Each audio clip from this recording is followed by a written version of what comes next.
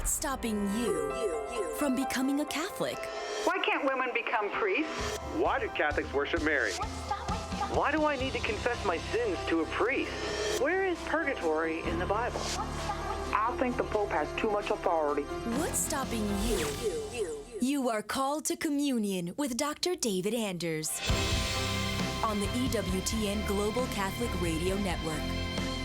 Everybody, welcome again to Call to Communion here on EWTN. It's the program for our non-Catholic brothers and sisters. Those of you who have questions about the Catholic faith, maybe you've been walking around with these questions for years or even decades, and you would like to get those questions answered, we can help. Here's our phone number, 833-288-EWTN. That's 833-288-3986.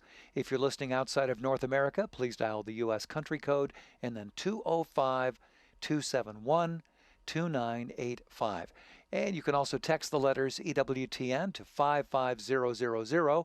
Wait for our response and then text us your first name and your brief question. Message and data rates may apply. Those of you watching us on TV today, you can participate as well. Our email address, ctc@ewtn.com, ctc@ewtn.com. Charles Beery is our producer. Ryan Penny is our phone screener. We also have Jeff Burson handling social media. Jeff will pass on any questions you might want to pose via YouTube or Facebook Live. Just put those in the comments field, and Jeff will forward those to us here in the studio. I'm Tom Price, along with Dr. David Anders. Hey, Tom. How are you? Very well. How are you today? You know, I'm doing decent. Got a great question here. This is actually kind of in the news. We hear it bubbling up the last couple of months or so. An email from Leslie who says, "What can you tell me about the illumination of conscience? I have a dear friend whose faith I admire who has been telling me about this. I really don't know what to make of it or where to get more information. Thanks, Leslie." I appreciate the question. So, depends on what you mean by the question. Depends on what you mean. There is a theory floating around out there in the world that is derived from some alleged private revelations. So this is not part of the public teaching of the Catholic Church at all. Okay. That at some undisclosed time in the future, there are going to be apocalyptic events, you know, the stars being shaken from the heavens and all this kind of business, and that God has planned to pour out self-knowledge upon the world such that everyone will have the ability to see their own conscience clearly, and then this profound illumination will be able to get right with God. Well, balderdash, right, is what we have to say about that. And here's why. First of all, this is no part of the Catholic faith. It's not part of the Catholic tradition. Jesus has made no such assurances. And moreover, we don't need this. We don't need this because St. Paul tells us in the book of Romans, chapter 1, that from the beginning of time, what may be known about God is plain to everyone. And God has made it plain. For since the creation of the world, his invisible qualities, his eternal power and divine nature, are clearly seen, being understood from what has been made, so that people are without excuse.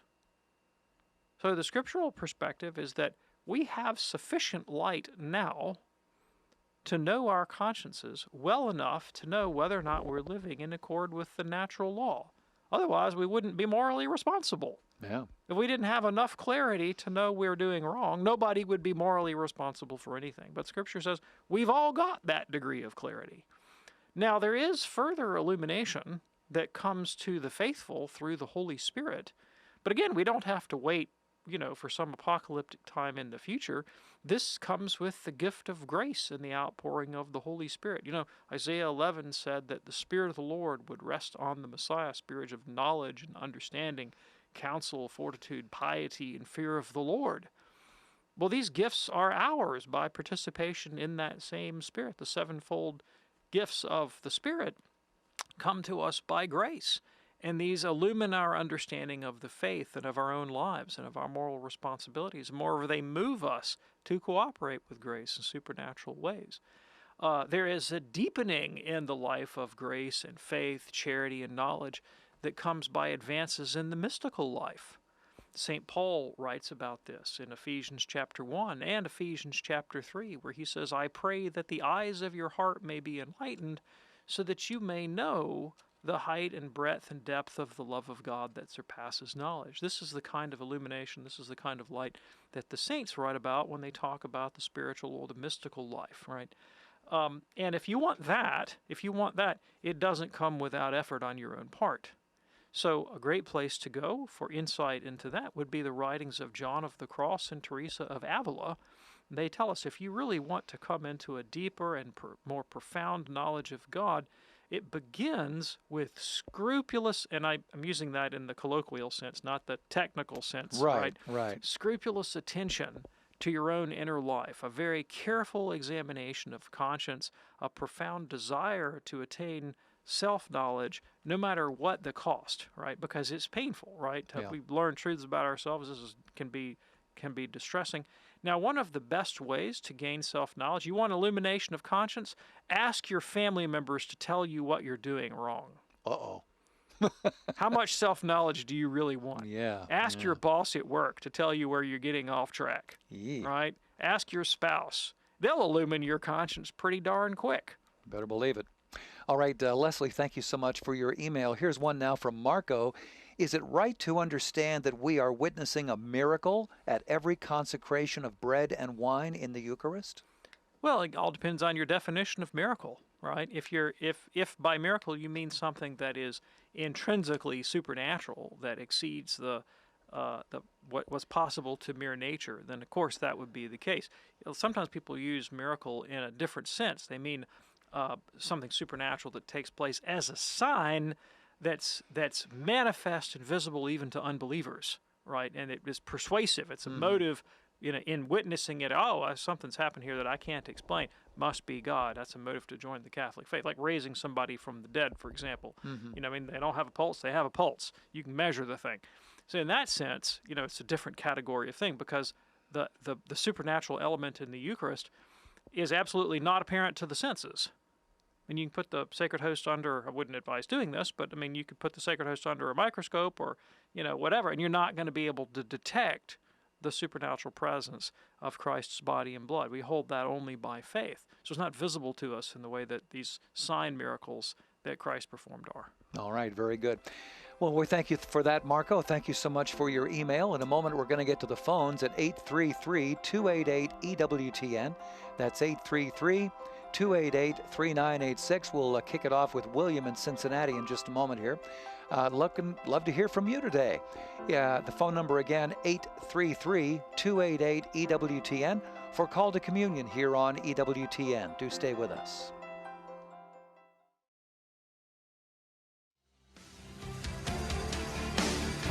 It's Call to Communion here on EWTN. If you're ready now, let's go to those phones at 833-288-EWTN.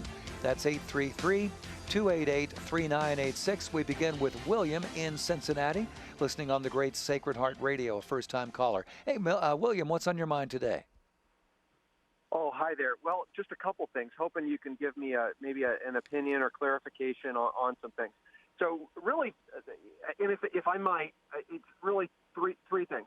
The first one was a news story that was covered last week, and I saw it just in the mainstream news story, of course, on Drudge Report, where the Pope basically made a remark saying that he approved of homosexual or sodomite-type civil unions, which, of course, the Church, the Conciliar Church throughout history, at least 1900 years, has been pretty outspoken on those types of relationships, which are, of course, fruitless. They produce no children. So wondering if we can get a comment on that, and will there perhaps be further clarification by way of even a papal bull or something along those lines?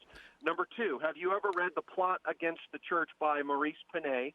And number three, there's talk of what they call a Great Reset, where they talk it's sort of a New World Order agenda and blowing out all of the debt and basically starting all over with a new currency, which I think also the Pope has discussed. So I know it's sort of long-winded, but I'm hoping that I can get some type of input from you on some of these things. Okay, thanks. I really appreciate the question. So I think what ties these questions together is concern about what you might regard as an ideological vision that is not uniquely Catholic, that's probably sort of secular, progressive, and you're wondering, the extent to which members of the Catholic hierarchy, perhaps including the Holy Father, may be participant in that ideology or approving of it. That seems to be what all these three have in common. And I want to address that larger issue, but I'm going to come back to it. First, on the question of the Pope's comments on civil unions for homosexual couples, keep in mind that we don't know that much because these comments allegedly were made in an interview that we only know of through a documentary made by an Italian filmmaker, and this, of course, has been in production for a while, and there's just no telling, how the director's editing and framing of the issue and so forth after the fact have play into this. And it's not lost on a lot of people that the timing of the film, this is not the Pope's comments, the timing of the film corresponds to the political season in the United States in a kind of telling sort of way. So how is this being manipulated? We don't know. Now, your question about a clarification, the clarification came a long time ago. Congregation for the Doctrine of the Faith, issue, which is the Church's the office in the Vatican that deals with doctrinal moral questions, has already stated in an official capacity that civil unions for homosexuals in civil law gives the impression of tacit approval of homosexual relations, and they're intrinsically disordered and therefore shouldn't be promoted as a live option for human coupling in civil society. Now, we do know from Pope Francis's previous comments that he has opposed gay marriage legislation, particularly when he was Archbishop in Argentina, and has maintained the Church's longstanding position of privileging the marriage of a man and a woman as a unique institution because it's the only institution essentially ordered towards the procreation and education of children. And so all that we know. So, what the Pope said precisely, what he meant by it, in a certain sense, doesn't really matter because we know what the official teaching of the Church is on this issue. We know what the natural law is on this issue. Now, if I had to take a guess, I would say that the context, as much as I've been able to ascertain, the context of the Pope's remarks were in a larger series of observations about members of society that were somehow marginalized or disadvantaged, immigrants, poor, handicapped, these kinds of people who may have at times fallen through the cracks of the social welfare system or the economic system, and the Pope's concerned to make sure that everybody in society has access to welfare benefits and civil goods and things of that sort, so that they don't fall between the cracks. And in that context, it is possible that he made some remarks about, is this an institution that could be used for that purpose so that people don't fall between the cracks?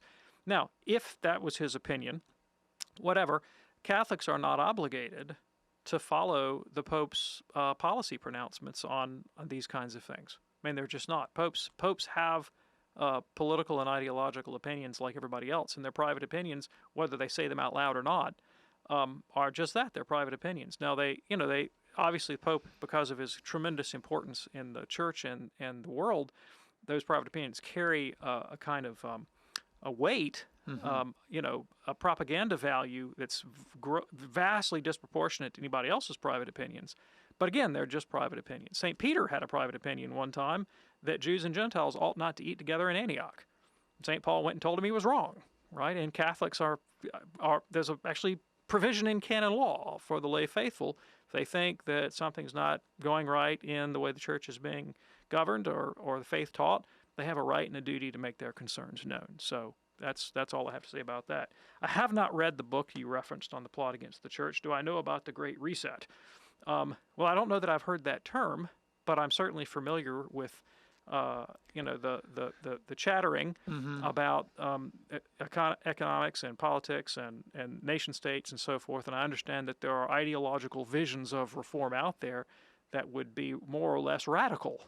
And what do I think about those? What does the Church think about those? Well, the Church has maintained always that no ideology, I don't care if it's conservative, liberal, capitalist, communist, no political ideology is adequate to really capture the essence of the human person or of human flourishing, because people are transcendent beings, body and soul made in God's likeness and image, and we have a transcendent destiny.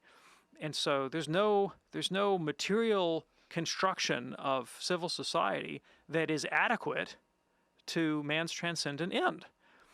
There are, however, some basic natural law principles, things that we can know naturally about human flourishing that have to be respected in any civil society. One of them, and Pope Leo XIII made this point very plainly in Rerum Novarum, the first of the social encyclicals, is the right to private property. The right to private property. The right to marriage, all right, the duties and privileges of marriage. Man, woman, child as the foundational cell of civil society. The right to life. The principle of subsidiarity, that we ought not to construct these superstructures over the state that govern every aspect of our lives, but that society ought to be thick with mediating institutions, voluntary societies, churches, families, baseball clubs, you name it. Yeah.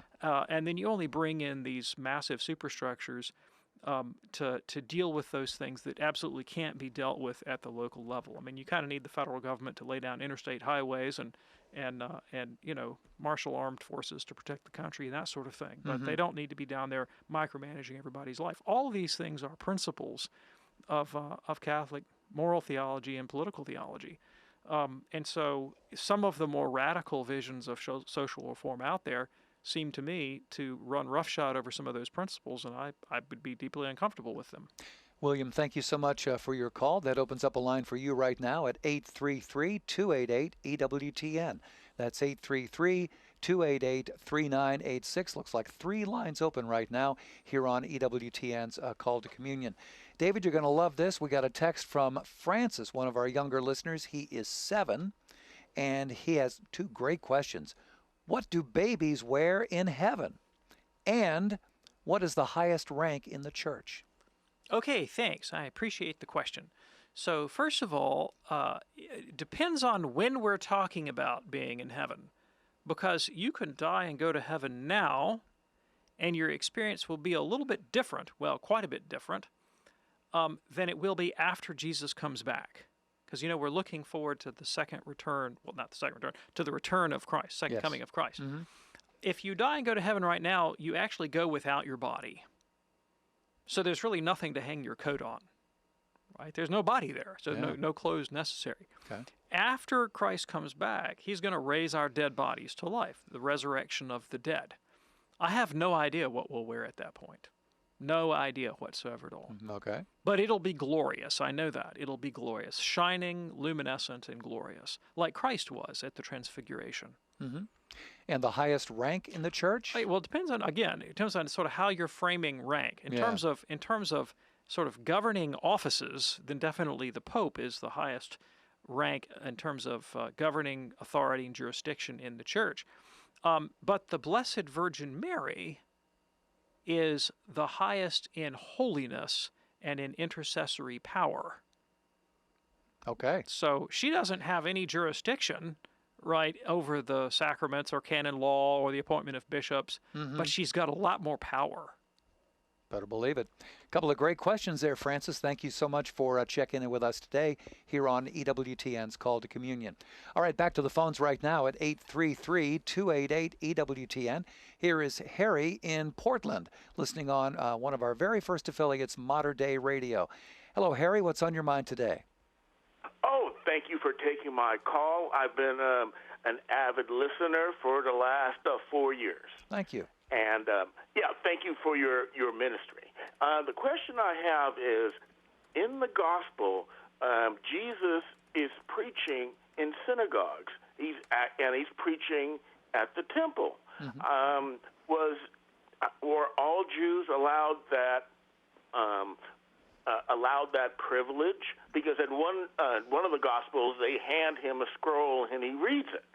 And I was wondering, were any Jews were allowed to do that, or was Jesus like a rabbi or a cleric? Okay, thanks. I appreciate the question. So, in Second Temple Judaism, on which I'm not an expert, I should say, So it was the duty of all male Jews to be, if you will, kind of professionals in expertise in their religion. Now, there were scribes and rabbis who really gave their full-time work to this, but all male Jews have a duty to study the sacred text and to read in synagogue and these kinds of things. So it's not altogether unusual. But of course, Jesus also declared that he was and presented himself as a prophet. And that's one of the things that was obviously in contention with the Pharisees and his opponents, because he did claim prerogatives to teach and interpret the law that they claimed for themselves. And of course, they didn't like his interpretations, and they opposed him and declared he had no right to do these things. In fact, they were always putting him up to, what right do you do these things? And his response was to be a bit sneaky and say, well, okay, I'll answer you if you can answer me. And then he'd give him a stumper. Every time. Harry, thank you so much for your call. It's Call to Communion here on EWTN. Our phone number 833-288-EWTN. My recommendation is call now. If you call toward the end of the show, we might not be able to get you in. Right now, we've got some open lines. 833-288-3986. Here is Steve right now in Kendallville, Indiana, listening on our longtime affiliate, Redeemer Radio. Hey there, Steve. What's on your mind today? Yeah, my question is, I was watching a video the other day, and a guy was saying that in the Catholic Bible, the verse that says, you shall not make any graven images in Exodus 20 is different in the Catholic Bible in Deuteronomy 5, where he says that graven images is omitted in that,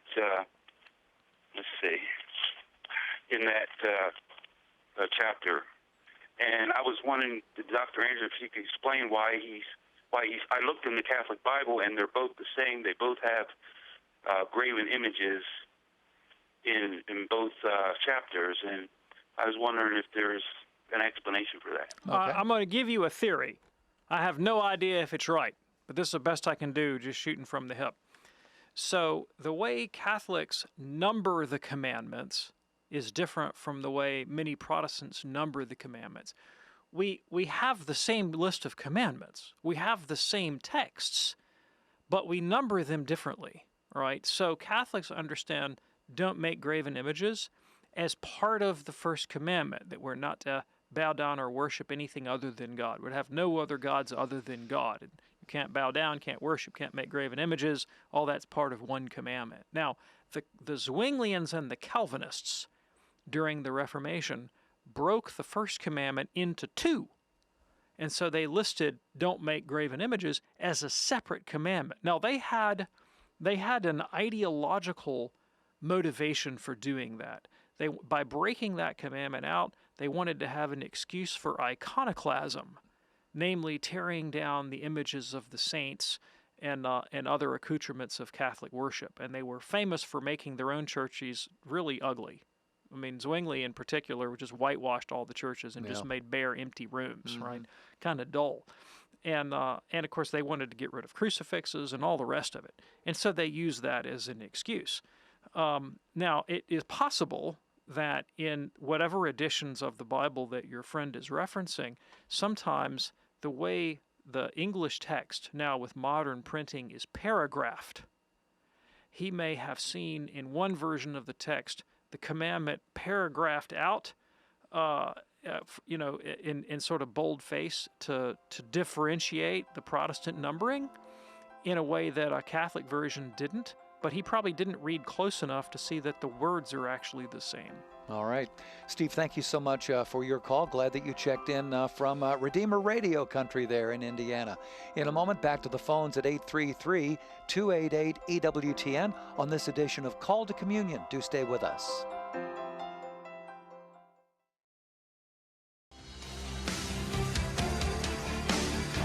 Glad you're with us here for Call to Communion on EWTN. A couple of lines open at the moment. 833-288-EWTN is that number.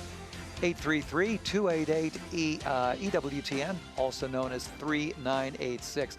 Let's go to Nancy now in Chambers, Nebraska. Nancy is listening on the Great Spirit Catholic Radio, a first-time caller. Hey, Nancy, what's on your mind today? Thank you. First of all, thank you so much for taking my call. And Dr. Andrews, I listen to your program all the time. And so I really appreciate you listening to me today. My question involves a friend I banter around with Bible verses, and he insists that Jesus is socialistic. And we go, some of the verses that I have cited him to are the Beatitudes and love your neighbor and give with a happy heart, but you're not forced. And we have different political viewpoints, and I'm sure I'm not going to change his mind, but I would like to have your guidance on how to respond to his belief that Jesus is socialistic by nature. Yeah, thanks. I really appreciate the question. Well, it's impossible for anyone to be socialistic by nature. Can't be socialistic by nature because socialism is a modern economic theory that doesn't emerge in history until the 19th century. And it's set within a very specific context of post-industrial capitalist Northern Europe. So I mean, you can't be no one's socialist by nature. It's a historically conditioned cultural development. But the underlying theory of socialism, that the means of production ought to be owned by the community through the state, is, again, it's just a metaphysical impossibility that anybody in the first century could have held an opinion about the means of production when there weren't any. That's true. You know, I mean, there weren't any. We didn't have industry. We didn't have factories. We didn't have manufacturing, and anything like the scale that would be necessary to even have a theory of socialism. For that matter, they didn't really have much in the way of a money economy. So I mean, it's just not even it's just an absurdity. I mean, Jesus wasn't a socialist any more than Confucius was a socialist, or the Buddha was an astronaut. I mean, it's just not even, it's not conceivable. But more to the point, Jesus's view on the government, which he articulated, I mean, quite clearly, was that we should render to Caesar what is Caesar's and to God what is God's. Well, that contradicts the basic premise of socialism, which is that everything is the state's. Mm-hmm. Sure does. And Christ clearly expressed that there are limits to government power, and they don't own everything, and they don't own us, and they don't own our lives, and they don't own our children, and believers have an obligation to stand up and say no at some point, even to the point of dying, perhaps, as Christ did. I mean, he was killed for that point of view, and so that's not possible. And when we look at the ethic of the New Testament, yes, there's a profound ethic in the New Testament for the care of the poor and the disadvantaged. Absolutely. And the realization of that ethic, really in a genuine, gracious manner, can only happen supernaturally. So the Sermon on the Mount, which you like to quote, is not a law to be imposed on civil society. Such a thing would be impossible. How are you going to mandate that we should all be poor in spirit? How can you impose as a law that everyone in the culture has to die for righteousness' sake? Mm-hmm. Wouldn't have anybody left, right? No, this is the height of the spiritual life. That is the gift of grace in those that cooperate with the Holy Spirit, right? This is the ethic of the inner life of the Christian. But when it comes to civil society, St. Paul says, render to everyone what is his due, taxes to whom taxes, honor to whom honor, custom to whom custom. And when it comes to the care of the poor within the Christian community, St. Paul tells us in 1 Corinthians 16, on the first day of the week, set aside what you would give into the care of the community and the poor and the common good as you feel led, because God loves a cheerful giver, right? Not under compulsion, but freely. I mean, this is St. Paul, who's running around taking up money for the poor in Jerusalem, and he says, I'm not imposing on you. You give according to your charity, and God will reward you. Mm-hmm. Do we have a duty to care for the poor? Absolutely. Now, the question in the modern era of what is the best state, what is the best government situation to actually care for the common good, Christian or not Christian, and Catholic position has always been that socialism is not allowed because it's so destructive of the family, of the right to private property, which is essential to the patrimony of fathers to children and mothers to daughters, and the rights of individuals, workers, landholders, and factory owners alike to worship God according to their conscience. And we know what the history of socialism is in civilization. It's typically destructive of the family, destructive of the worship of God, destructive of the parent-child relationship, destructive of private property, and so the Church from Pope Leo XIII on has always opposed it as a form of economic theory. Nancy, thank you so much for your call from Nebraska. It is called a communion here on EWTN. Just heard from Julian in Austria, watching us on Facebook today. Julian says, I'm a former evangelical Protestant from Tyrol, Austria. Now I'm an evangelical Catholic. How can we best explain the adoration and veneration of Mary to Protestants? Okay, thanks. So first of all, we don't adore Mary. We don't adore Mary. We adore only God. So I get very clear on that. Okay.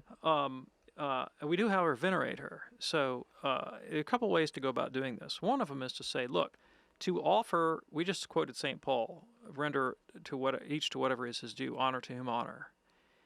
It is an act of justice to render honor to those who deserve honor. In our nation, the United States, we erect statues and monuments to civil heroes, war heroes, those who died in war, those who made great contributions to, say, the founding of the country, the founding fathers, civil rights heroes like Martin Luther King Jr. We put up statues and monuments to them in public places, and we honor their memory and their contributions. And that's the correct thing to do. I mean, that's the right thing to do.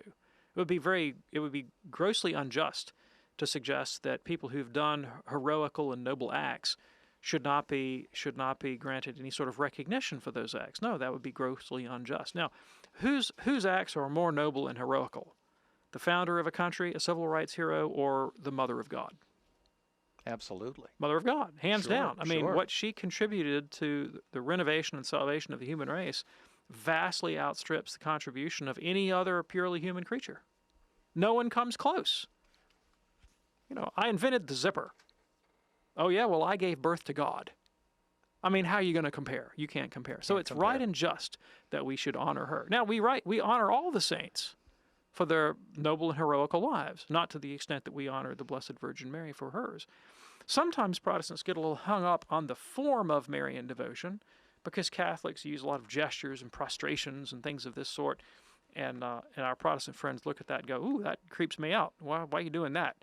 And I do think that we can go a long way to making that intelligible by pointing out that there are forms of Catholic veneration and honor that do seem uncomfortable or unfamiliar in the modern world when we honor very few people except maybe celebrities and football teams.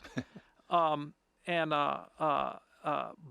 in the context in which these particular forms developed, say, Europe in the Middle Ages, for instance, things like bowing and prostrations would be, just par for the course, common, say, in the ethic of a court, the decor of the king's court. You think you just walked in and slapped the old king on the back and asked him for what you wanted? No, you had to follow the rules of protocol and decorum and probably bow and do various other things.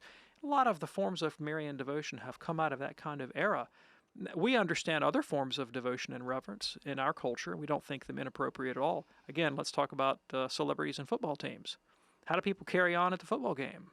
Pretty wild stuff. And they use gestures and all kinds of signs and symbols that they wouldn't use, at the office or with other people because of how much they value their football team or their football coach. Do you think those inappropriate?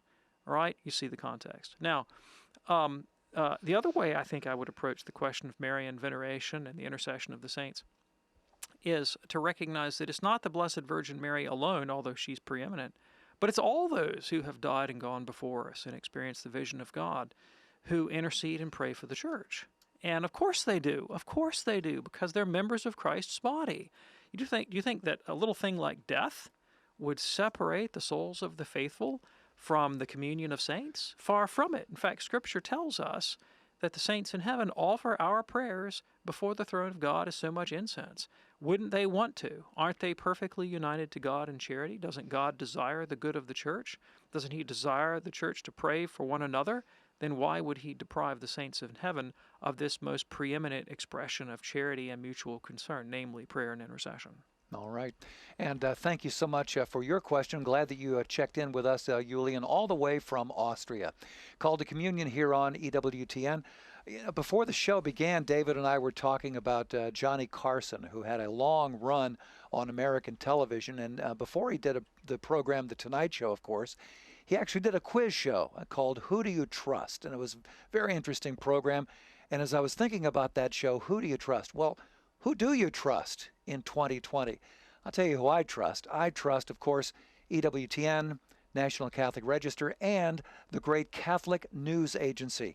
You can rely on CNA for news and blogs and opinions and so much more. For the latest Catholic news, visit CatholicNewsAgency.com, CatholicNewsAgency.com. It's an online service from EWTN News. Who do you trust? That's my recommendation. All right, back to the phones right now. Here is Vin. Vin's listening on Long Island, and he's listening on Sirius XM, Channel 130. Hey there, Vin. What's on your mind today? Hi, can you hear me? Sure can. Go right ahead. Here's my question. What is the difference between a healthy concern with sin and scrupulosity?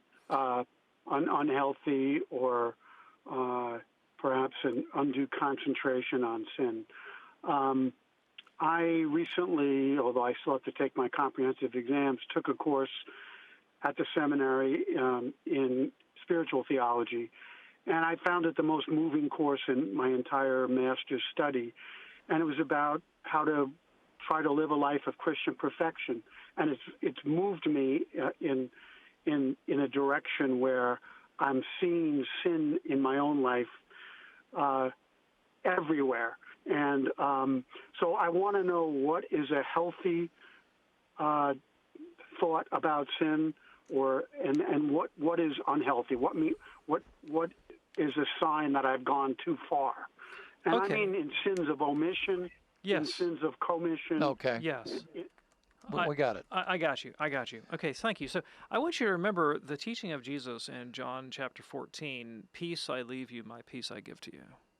Right? That there is an end of Christian life that is towards peace of conscience, peace of soul, a restful repose in God that is not neurotically self-obsessed. And that peace is a major goal, a major pursuit of early Catholic spiritual theology. I'm so glad you took a course in spiritual theology. It's a wonderful subject. Go back and look again at the early writings, up to the 4th and 5th century. So go look at Clement of Alexandria, Origen, Evagrius, Ponticus, John Cassian, Gregory the Great, Maximus the Confessor, John Climacus, these guys. And one thing that you're going to find that they write about rather consistently is a virtue that in Greek they call apatheia. It's where we get the word apathy from. And it doesn't mean apathy. It doesn't mean like a complete lack of interest. Mm-hmm. But it can more accurately be translated as dispassion, right? The not being the slave of our passions, gaining control over our own emotional life and our interior life so that we're not just tossed to and fro by our own automatic associations. And this tradition of the pursuit of that kind of interior peace and apatheia and dispassion is actually connected to the development of modern psychotherapy, modern cognitive behavioral therapy, and some of the techniques that were developed by saints like Evagrius specifically are taken over by modern cognitive behavioral therapists. I mean, almost sort of step by step. And they draw from the same sort of bedrock of Stoic philosophy as well. And I think that's a helpful thing to keep in mind, right? That this is not the whole story of the Christian life, but it's integral to the Church's early thinking on spiritual theology. Ignatius of Loyola picks this up, and in his work on spiritual theology, which is the spiritual exercises, he talks about the need to develop what he calls indifferentia, kind of an indifference towards kind of the ups and downs of daily life, and actually compiles rules of discernment that we can flourish as our emotional life goes up and down, that we can be balanced, healthy, well-adjusted people. All of these things are really, really integral to Catholic spiritual theology. Now, I know there's a wing of the tradition, if you will, that the wrong sort of temperament probably should not read, because it can be taken in a way that would make you quite neurotic. Yeah. And look, I have this on good authority. I went one time years ago myself, probably 15 years ago. I went to Father Mark here at EWTN for a confession. I said, Father Mark, I'm reading. At that time, I had picked up Teresa of Avila. Now I think she's great, and I would commend her to you. But at that time, I said I picked up Teresa of Avila, and man, it's just beating me up. I mean, I'm just not up to this. I can't. I'm not adequate to this. It's such a high ideal of spiritual life. I don't know what I could possibly do. It's driving me crazy. And Father Mark is just he's got that gift of apatheia, man. He's got that in spades. And he says, well, maybe you're not ready for her yet. And I was like, that is some good advice. Thank you. I needed to hear that. There are you don't have to dive into all of these guys. But more to the point, how do you tell the difference between sin and this sort of neurotic scrupulosity? Well, we got to really settle on a definition of sin, first of all. And you're telling me that you just see sin everywhere you turn is a clue to me that maybe you don't have the right definition of sin. See, Martin Luther had a scrupulous conscience, but part of it was because he had a bad theology of sin. He thought that concupiscence was sin. In other words, he thought that the fact that he had disordered affections was itself blameworthy. Well, nobody's ever going to have any peace if that's the case. Because Paul tells us in Romans chapter 7 that the law of our minds is at war with the law of sin and death. And the law of the Spirit of Christ at war with the law of sin in our members. And that's a wretched way to be. And none of us is going to be freed from concupiscence and ignorance and weakness in this life. And if we blame ourselves for things that are merely the accident of our birth, our genetics, and ultimately trace back to original sin, then we're never going to have any peace. Yeah. But that's not what sin is. Sin is the willful, free, rational choice to do what we know is wrong. Now, concupiscence, weakness, malice, these things may prompt us to sin, but they are not sins. It's the willful determination to consent to those things that becomes sin. St. Thomas, again, tells us that sin is nothing other than irrationality. Right? Sin is when we follow passion against reason, and the balanced moral life is one where we follow the dictates, the deliberations of reason about what is good for us and for our neighbor. Again, I find that a very helpful definition of sin, that if I'm being sort of neurotically tortured and I'm a big emotional mess and I'm tossed around by these passions of fear and anxiety, that's not the end of a holy life. Holy life is to make me more rational, more dispassionate, more well-balanced emotionally, and that's the direction we want to go. Great call, Vin. Thank you so much for it. It is called to communion here on EWTN. Let's go to Holly now. Holly is in St. Louis, listening on the great Covenant Radio, a first-time caller. Hey there, Holly. What's on your mind today? Good afternoon. Thanks for taking my call. I loved what you said to the man before, because I do suffer a little bit from that scrupulosity he was talking about. A lot of us do. And it sort of takes it takes me into my question. My husband and I have two sons, both in their 30s, grown, married. One practices his Catholicism upbringing. The other does not. Both of them got married outside of the Catholic Church. No priests were there. And to some degree, they kind of were weak about it. I don't know. I think they both sort of deferred to their future wives and mother-in-laws and didn't want us to rock the boat. So I let that go. But it's been bothering me ever since. And I wonder, is it scrupulous of me to worry about my sons because they don't have sacramental marriages? Okay, thanks. So, well, I think that it's okay for you to hold that as a concern, of something to rectify. That's different from advising you to worry, right? Christ tells us to worry about nothing, but to make our prayers and requests known to God. So I wouldn't worry about it. I do think that it is an objective fault that needs to be rectified. Now, here's the perspective that divine providence gives us. That's not your job. And God loves them more than you do. And he sees the big picture, and you don't, and he's going to be around longer than you are. So you pray for your sons, you love them. The church has in her moral theology a principle called gradualism. Gradualism means that if you can get somebody to take a step in the right direction, it's worth taking. Even if it's 10,000 steps to the goal, you celebrate every step. Mm-hmm. And all you have to do, look, love means trying to share in common goods benevolently with people that you care about. That's what love means. So you find those common goods that you can share, those goods of the moral life, the spiritual life, of children, of daughters-in-law, of table tennis, whatever it is. You find those goods of the moral life that you can share. You celebrate those. You be a witness for your faith. You understand it. You be able to answer questions about it. You talk about it as you have permission. But you leave the work of converting hearts and moving people down those steps. You leave that up to the Holy Spirit, and you unburden yourself of the responsibility because He's their Father, and God loves them more than you do, and He'll be around longer than you will.